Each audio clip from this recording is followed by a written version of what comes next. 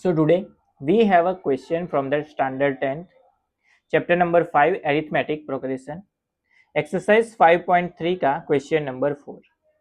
Question कुछ ऐसा दिया हुआ है, how many terms of the AP 9, 17, 25 up to infinity must be taken to given a sum of 636। अभी यहाँ पे क्वेश्चन समझ लेते हैं। पहले क्वेश्चन क्या दिया हुआ है कि इस वाली एपी 9, 17, 25 हम कितनी टर्म्स लेंगे ताकि उसका सम जो है वो क्या हो जाए, 636 हो जाए। यानी कि यहाँ पे इस वाले क्वेश्चन में हमको फाइंड आउट करनी है n की वैल्यू। अभी n की वैल्यू फाइंड आउट करने के लिए कौन सी डिटेल गिवन है वो लिख लेते हैं। सम हमको दिया गया है 636, इसका मतलब हमारे पास वैल्यू गिवन है Sn that is equal to 636। Sn की फॉर्मूला हमको पता है क्या होती है, Sn that is equal to n/2 bracket 2a plus n-1 into d. अभी इस वाले इक्वेशन में हमारे पास Sn की वैल्यू है, n की वैल्यू फाइंड आउट करनी है तो a पता होना चाहिए, d पता होना चाहिए। वो कैसे पता चलेगा, तो एपी पे से सीक्वेंस में फर्स्ट जो टर्म है वो क्या होगी, a की वैल्यू। तो यहाँ पे इस वाली एपी में फर्स्ट टर्म क्या है, 9, तो a की वैल्यू हो जाएगी 9। उसके बाद d पता होना चाहिए, d क्या होता है, difference, second term minus first term. Second term क्या है, 17 माइनस फर्स्ट टर्म है 9। सो 17 में से 9 चला जाएगा तो क्या बचेगा, 8 बचेगा।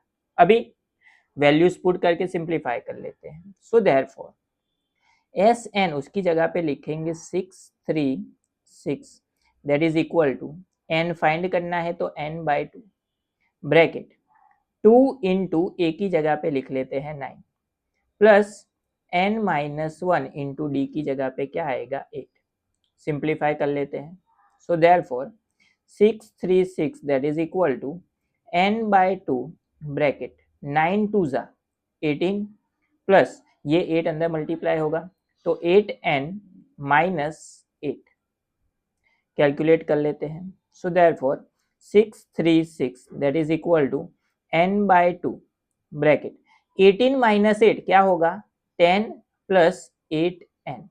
अभी आप लोग बोलोगे यहाँ पे 2 डिवीजन में सामने जाएगा तो मल्टीपल, लेकिन इसको अगर आसानी से सिंप्लीफाई करना है तो इन दोनों में से अगर हम 2 को क्या ले ले, कॉमन ले ले, तो इसको हम इस तरह से लिख सकते हैं 636 that is equal to n/2 into इन दोनों में से 2 कॉमन तो 2 आ गया बाहर, 5 2 ज़ा 10 तो अंदर बचा 5, 4 2 ज़ा 8 तो यहाँ पे बचेगा 4n।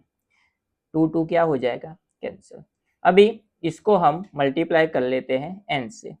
सो क्या मिलेगा, so therefore 636 that is equal to n से मल्टीप्लाई होगा so 5n plus 4n square. ये इस साइड प्लस है, सामने भेज देते हैं तो माइनस, तो हमको एक क्वाड्रेटिक इक्वेशन मिलेगा 4n square plus 5n minus 636 that is equal to 0। अभी यहाँ पे यूज करेंगे हम सेकेंड चैप्टर का। सेकेंड चैप्टर में मिडल टर्म स्प्लिट जब हम करते हैं तो सबसे पहले हमको पता होना चाहिए a b and c। तो यहाँ पे a की वैल्यू क्या हो जाएगी 4, b की वैल्यू हो जाएगी 5 एंड c की वैल्यू हो जाएगी 636 माइनस में। अभी यहाँ पे मिडल टर्म स्प्लिट करने के लिए हम सबसे पहले क्या करते थे, तो हम सबसे पहले फाइंड आउट करते थे a इंटू सी। क्या करते थे, a into C. So 4 into 636। अभी यहाँ पे इसको आप मल्टीप्लाई मत करना, क्योंकि मल्टीप्लाई करने के बाद भी हमको इसके ऐसे 2 पार्ट फाइंड आउट करने हैं जिसका एडिशन या फिर सब्ट्रैक्शन क्या होना चाहिए, 5 होना चाहिए। तो उसके लिए हम क्या करते हैं, उसके लिए हम करते हैं फैक्टराइजेशन। तो इसको मल्टीप्लाई करने से अच्छा है इसको हम डायरेक्ट फैक्टराइज कर ले। तो किस तरह से, सो डायरेक्ट यहाँ पे 4 इंटू 636 लिख सकते हैं। सबसे पहले यहाँ पे 4 है तो 2 से डिवाइड करेंगे तो 4 को 2 से डिवाइड करेंगे तो 2 इंटू 6 3 6 वैसे का वैसा रहेगा। वापस 2 से डिवाइड करेंगे तो ये 2 चला जाएगा, बचेगा क्या सिर्फ 3 6 6 3 6, लास्ट में 6 है तो वापस 2 से डिवाइड होगा। तो अगर हम 6 3 6 को 2 से डिवाइड करें तो हमको क्या मिलेगा, 6 3 6 को 2 से डिवाइड करें तो मिलेगा 318, लास्ट में 8 आया तो वापस 2 से डिवाइड करेंगे तो 318 को वापस 2 से डिवाइड करेंगे तो मिलेगा 159, अभी लास्ट में आ गया 9 तो इसको हम अब 2 से डिवाइड नहीं कर सकते। अगर चेक करना है कि 3 से डिविजिबल है कि नहीं तो इन तीनों का सम क्या होता है, 9 + 1 10 10 + 5 15, 15 को हम 3 से डिवाइड कर सकते हैं तो इस पूरे को 3 से डिवाइड कर सकते हैं। सो 3 से डिवाइड करेंगे 159 को तो मिलेगा 53, 53 जो है वो खुद प्राइम नंबर है तो 53 एंड 1।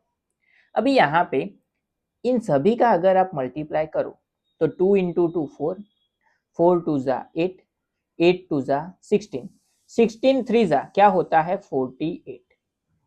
अभी यहाँ पे 48 मिला एंड क्या मिला 53, तो 53 में से अगर हम 48 को माइनस करें तो हमको क्या मिल जाएगा, 5 मिल जाएगा। तो इसका मतलब ये हुआ कि इन दोनों का जो मल्टीप्लाई था उसके दो ऐसे पार्ट हमको क्या मिले 53 एंड 48। यहाँ पे साइन क्या चाहिए हमको, प्लस चाहिए, तो बड़ी वैल्यू की साइन प्लस रखेंगे, छोटी वैल्यू की साइन क्या रखेंगे, माइनस। चलिए मिडल टर्म स्प्लिट कर लेते हैं। तो यहाँ पे जब हम मिडल टर्म स्प्लिट करेंगे तो 4n² वैसे का वैसा इन दोनों के पार्ट में डिवाइड किया हमने, plus 53n minus 48n minus 636 that is equal to 0। हमने क्या किया, मिडल टर्म को दो ऐसे पार्ट में डिवाइड किया जिसका मल्टीप्लाई करेंगे तो 636 इंटू 4 मिलेगा एंड जिसको सब्ट्रैक्ट करेंगे तो हमको क्या मिलेगा, 5 मिलेगा। अभी इन दोनों में से कॉमन क्या ले सकते हैं, तो इन दोनों में से हम कॉमन ले सकते हैं सिर्फ n। तो इन दोनों में से अगर हम n को कॉमन ले लें तो अंदर क्या बचेगा, तो अंदर बचेगा 4n प्लस 53 बचेगा। अभी हमको पता है कि यहाँ पे जो ब्रैकेट है वो सेम ब्रैकेट यहाँ पे आना चाहिए, तो ही क्या हो सकता है, रीग्रुपिंग हो सकता है मिडल टर्म स्प्लिट में। तो यहाँ पे 4n लाने के लिए 48 में से ऐसा क्या कॉमन ले तो 4 बचेगा, तो 48 में से 12 4 ज़ा क्या होता है 48, तो 12 कॉमन ले सकते हैं। तो यहाँ पे माइनस साइन है तो -12 कॉमन ले लिया। 636 को अगर आप 12 से डिवाइड करोगे तो मिलेगा आपको 53 मिलेगा, तो दोनों ब्रैकेट सेम हो गए, दैट इज इक्वल टू 0। मतलब इसका क्या हो सकता है, रीग्रुपिंग हो सकता है, तो इसको हम लिख सकते हैं n - 12 into 4n plus 53 that is equal to 0। अगर हमको n की वैल्यू फाइंड आउट करनी है तो इन दोनों को इंडिविजुअली 0 से कंपेयर कर लेते हैं, तो n - 12 that is equal to 0, so n is equal to 12 and 4n plus 53 that is equal to 0. So 4n that is equal to minus 53. 4 इस साइड मल्टीपल सामने जाएगा तो division, so n that is equal to 53/4। ये हो गई दूसरी n की value. अभी हमको पता है n जो है वो क्या है, नंबर ऑफ टर्म्स है, वो वैल्यू कभी भी फ्रैक्शन में नहीं हो सकती। इसका मतलब n की जो पॉसिबल वैल्यू है वो क्या मिलेगी, 12। इसका मतलब क्या हुआ कि इस वाली एपी में 12 टर्म तक अगर हम एडिशन करें तो उसका आंसर क्या होगा, 636 होगा।